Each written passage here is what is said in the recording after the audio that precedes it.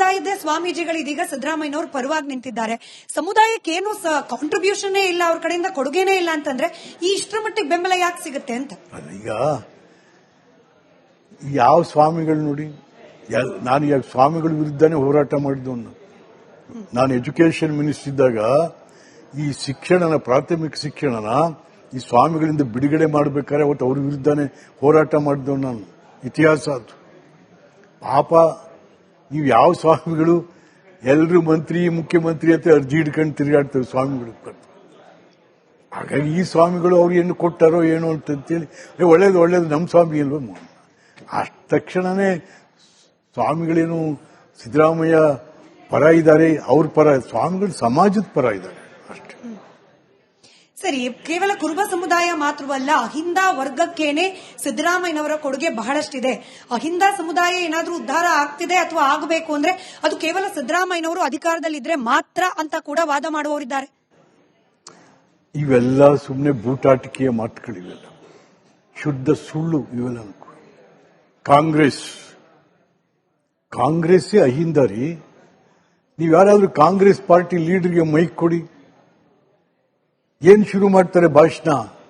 ಹರಿಜನ ಗಿರಿಜನರೇ, ಹಿಂದುಳಿದವರೇ, ಅಲ್ಪಸಂಖ್ಯಾತರೇ, ರೈತರೇ, ಯಾವುದೇ ಒಬ್ಬ ಕಾಂಗ್ರೆಸ್ ತನಗೆ ನೀವು ಮೈಕ್ ಕೊಟ್ಟರೆ ಅದೇ ಮಾತಾಡು. ಕಾಂಗ್ರೆಸ್ ಪಾರ್ಟಿನೇ ಅಹಿಂದ, ಸಿದ್ದರಾಮಯ್ಯ ಅಲ್ಲ ಅಹಿಂದ. ಎಲ್ಲಿದ್ರು ಸಿದ್ದರಾಮಯ್ಯ? ದೇವರಾಜರಸಂತ ಪುಣ್ಯಾತ್ಮ ಏನೆಲ್ಲ ಕೊಟ್ಟು ಹೋದ್ರು ಈ ನಾಡಿಗೆ, ಎಲ್ಲಿದ್ರಿ ಸ್ವಾಮಿ? ಆಗ ನೀವು ಇಂದಿರಾ ಗಾಂಧಿಯನ್ನ ದೇವರಾಜರಸ ನಿಮ್ಮಷ್ಟು ಬಲವಾಗಿ ವಿರೋಧ ಮಾಡಿದವರು, ಬೈದವರು ಇನ್ನೊಬ್ರಿಲ್ಲ. ಈಗ ಇಂದಿರಾ ಗಾಂಧಿ ಅಂತೀರ, ಅವ್ರು ಅಂತೀರ, ಇವರು ಅಂತೀರ. ಈ ಅಹಿಂದ ಸಮುದಾಯ, ನೀವು ಜೆಡಿಎಸ್ ನ ಉದಾಹರಣೆ ಕೊಟ್ಬಿಟ್ಟು ಹೇಳ್ತಾ ಇದ್ರಿ, ಜೆಡಿಎಸ್ ನಲ್ಲೇ ಇದ್ಕೊಂಡು ಜೆಡಿಎಸ್ ನಿಂದ ಪ್ರತ್ಯೇಕವಾಗಿ ಅಹಿಂದ ಕಟ್ಟೋ ಪ್ರಯತ್ನವನ್ನ ಸಿದ್ದರಾಮಯ್ಯನವರು ಮಾಡ್ತಿದ್ರು ಅಂತ. ಈಗಲೂ ಕೂಡ ಅಂಥದ್ದೇ ಪ್ರಯತ್ನವ?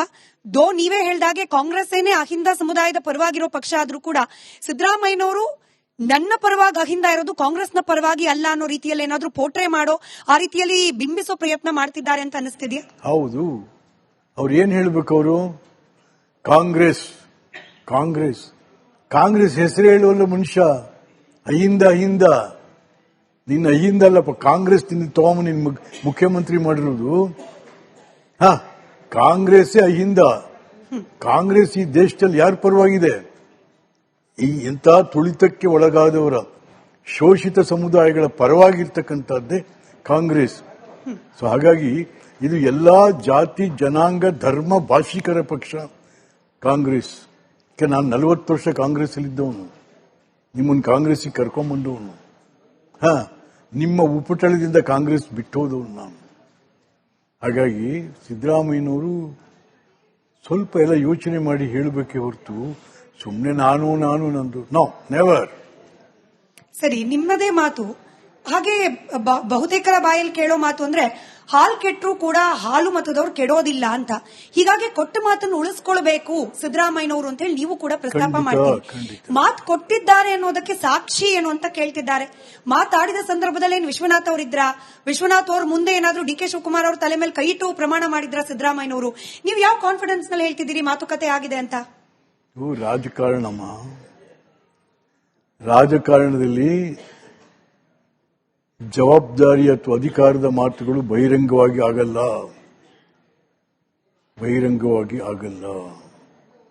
ನಮ್ಮ ಹಳ್ಳಿಯಲ್ಲಿ ಜಾತ್ರೆ ನಡೆಯುತ್ತೆ, ದನಗಳ ಜಾತ್ರೆ ನಡೆಯುತ್ತೆ. ಒಂದು ದನಗಳು 6,000, 10,000, ಲಕ್ಷ ಅಂತಾರೆ.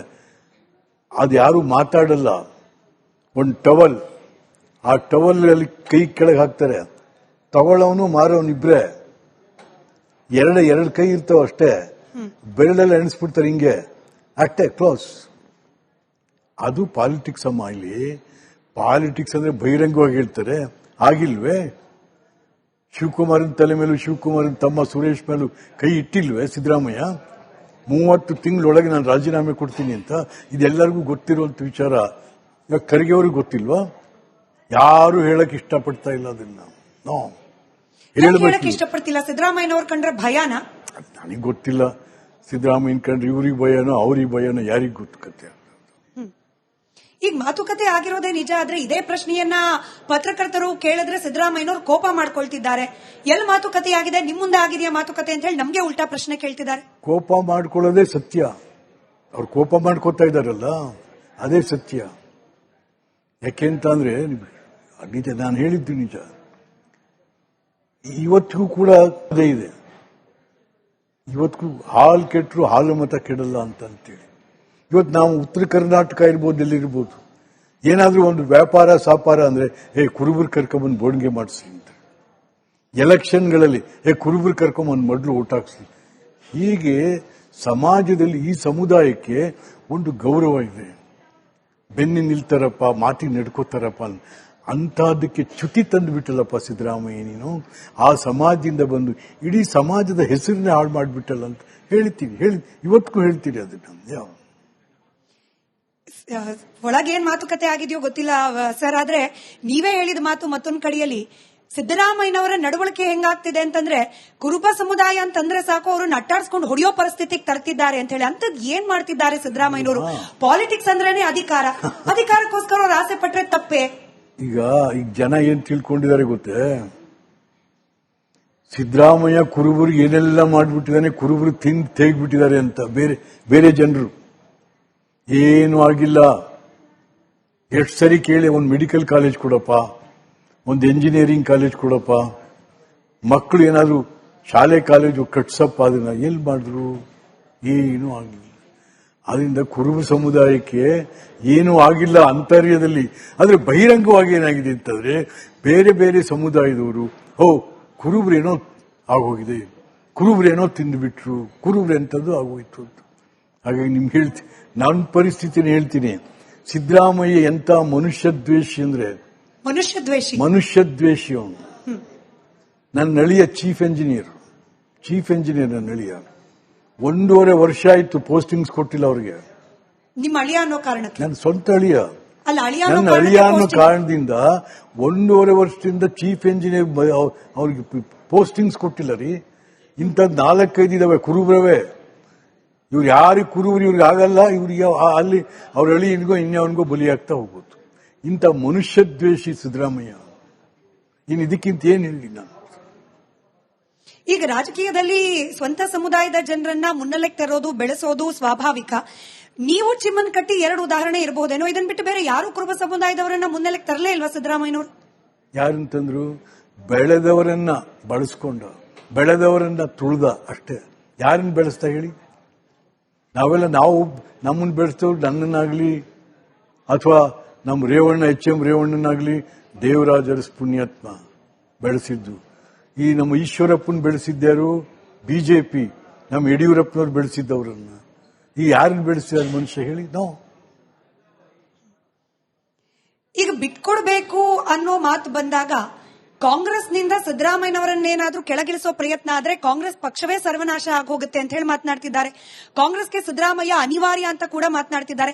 ರಾಜಣ್ಣ ಅವ್ರು ನೇರವಾಗಿ ಹೇಳ್ತಾರೆ, ಸಿದ್ದರಾಮಯ್ಯನವರನ್ನ ಕೆಳಗಿಳಿಸಿದ್ರು ಅಂದ್ರೆ ಕಾಂಗ್ರೆಸ್ ಕಚೇರಿಗೆ ಬೀಗ ಅಂತ. ಕಾಂಗ್ರೆಸ್ ಅನಿವಾರ್ಯ ಸಿದ್ದರಾಮಯ್ಯನ್ಗೆ. ಕಾಂಗ್ರೆಸ್ ಸಿದ್ದರಾಮಯ್ಯನ್ಗೆ ಅನಿವಾರ್ಯ. ಕಾಂಗ್ರೆಸ್ಗೆ ಸಿದ್ದರಾಮಯ್ಯನ ಅನಿವಾರ್ಯ ಅಲ್ಲ. ಎಂತೆಂತ ಲೀಡರ್ಗಳು ಬಂದೋಗಿದ್ದಾರೆ. ಈಗ ಯಾರಿದ್ದಾರೆ ಅಂತ? ಎಲ್ಲಿ? ಸಿದ್ದರಾಮಯ್ಯನವರನ್ನ ಬಿಟ್ರೆ ಅವರ ಸರಿಸಮನಾಗಿ ನಿಲ್ಲಬಲ್ಲ ಲೀಡರ್ ಯಾರಿದ್ದಾರೆ? ಇಂದಿರಾ ಗಾಂಧಿ ಆದ್ಮೇಲೆ ಯಾರು ಇಲ್ಲ ಅಂತಿದ್ರು, ಬರ್ಲಿಲ್ವೇ? ನೆಹರು ಆದ್ಮೇಲೆ ಯಾರು ಇಲ್ಲ ಅಂತ ಬರ್ಲಿಲ್ವೇ? ಲಾಲ್ ಬಹದ್ದೂರ್ ಶಾಸ್ತ್ರಿ ಅವರು. ಇಂದಿರಾ ಗಾಂಧಿ ಆದ್ಮೇಲೆ ರಾಜೀವ್ ಗಾಂಧಿ ಬರ್ಲಿಲ್ವೇ? ಇವೆಲ್ಲ ಸುಮ್ಮನೆ ರಾಜಕಾರಣದಲ್ಲಿ ಶೂನ್ಯ ಅನ್ನೋದಿಲ್ಲ. There is no vacuum in politics as my knowledge goes. ಶೂನ್ಯ ಅನ್ನುವುದು ರಾಜಕಾರಣದಲ್ಲಿ ಇಲ್ಲ. ಸಿದ್ದರಾಮಯ್ಯನವರು ಹಠಕ್ಕೆ ಬಿದ್ದೇನಾದ್ರೂ ಪಟ್ಟ ಬಿಡೋದೇ ಇಲ್ಲ ಅಂತ ಆದ್ರೆ ಅಂತ ಪರಿಸ್ಥಿತಿಯಲ್ಲಿ ಏನ್ ಮಾಡಬೇಕು ಕಾಂಗ್ರೆಸ್ ಹೈಕಮಾಂಡ್? ಕಾಂಗ್ರೆಸ್ ಹೈಕಮಾಂಡ್ಗೆ ನಿಮಗೂ ಗೊತ್ತಿರೋ ಹಾಗೆ ಸುಲಭದ ಟಾಸ್ಕ್ ಅಲ್ಲ ಇದು, ಅಧಿಕಾರ ಹಸ್ತಾಂತರ. ಸಿದ್ದರಾಮಯ್ಯನವರು ನಿಜಕ್ಕೂ ಅವ್ರಿಗೇನಾದ್ರೂ ಕೃತಜ್ಞತೆ ಅನ್ನೋದಿದ್ರೆ, ಕೃತಜ್ಞತೆ. ಕಾಂಗ್ರೆಸ್ ನನಗೊಂದು ಅಧಿಕಾರ ಕೊಟ್ಟಿದೆ, ಕಾಂಗ್ರೆಸ್ ನನಗೆ 2 ಸಾರಿ ಮುಖ್ಯಮಂತ್ರಿ ಮಾಡಿದೆ, ಕಾಂಗ್ರೆಸ್ನಿಂದ ನಾನು ಹೆಚ್ಚು ಬೆಳೆದಿದ್ದೇನೆ ಅಂತಂತೇಳಿ ಎಲ್ಲ ಬರ್ರಪ್ಪ ನಂದಾಯ್ತು, ನೀವು ಬರ್ರಿ ಇನ್ಯಾರು ಇಷ್ಟಾದರೆ ಎಷ್ಟು ಒಂದು ಗೌರವ ಆಯ್ತು.